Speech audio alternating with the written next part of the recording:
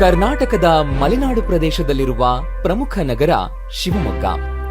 ಮಲೆನಾಡಿನ ಪ್ರವೇಶ ದ್ವಾರವೆಂದೇ ಗುರುತಿಸಿಕೊಂಡಿರುವ ಶಿವಮೊಗ್ಗ ಪ್ರಕೃತಿಯ ಸೌಂದರ್ಯಕ್ಕೂ ಪ್ರವಾಸಿ ತಾಣಗಳಿಗೂ ಹೆಸರುವಾಸಿ. ಕೃಷಿ ಮತ್ತು ಶಿಕ್ಷಣ ಕ್ಷೇತ್ರದಲ್ಲಿಯೂ ಮುಂಚೂಣಿಯಲ್ಲಿರುವ ಶಿವಮೊಗ್ಗದಲ್ಲಿ ಜನಸೇವೆಗೈಯುತ್ತಿರುವವರು BY ರಾಘವೇಂದ್ರ ಅವರು.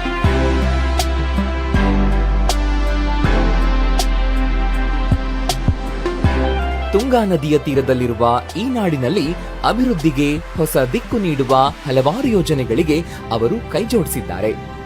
ವಿಶೇಷವಾಗಿ ಸಿಗಂದೂರು ಚೌಡೇಶ್ವರಿ ಸೇತುವೆ ಯೋಜನೆ ಆಯಾ ಪ್ರದೇಶದ ಜನರಿಗೆ ಸಂಚಾರ ಸುಲಭಗೊಳಿಸುವ ಮಹತ್ವದ ಕಾರ್ಯವಾಗಿದೆ.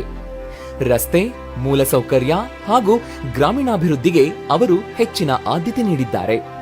ತಮ್ಮ ತಂದೆ BS ಯಡಿಯೂರಪ್ಪ ಅವರ ಹಾದಿಯಲ್ಲೇ ಸಾಗುತ್ತಾ ಜನಸೇವೆಯನ್ನೇ ಧ್ಯೇಯವಾಗಿಸಿಕೊಂಡಿದ್ದಾರೆ. ತಂದೆ ಮಗನ ನಡುವಿನ ಆತ್ಮೀಯ ಬಾಂಧವ್ಯ ಮತ್ತು ಮಾರ್ಗದರ್ಶನವು ಅವರ ರಾಜಕೀಯ ಜೀವನಕ್ಕೆ ಬಲವಾಗಿದೆ. BY ರಾಘವೇಂದ್ರ ಅವರು ಇಂದಿನ ಜನನಾಯಕರ ಜರ್ನಿ ಕಾರ್ಯಕ್ರಮದ ವಿಶೇಷ ಅತಿಥಿಯಾಗಿದ್ದು, ಅವರ ಅಂತರಂಗದ ಮಾತುಗಳನ್ನು ಕೇಳೋಣ.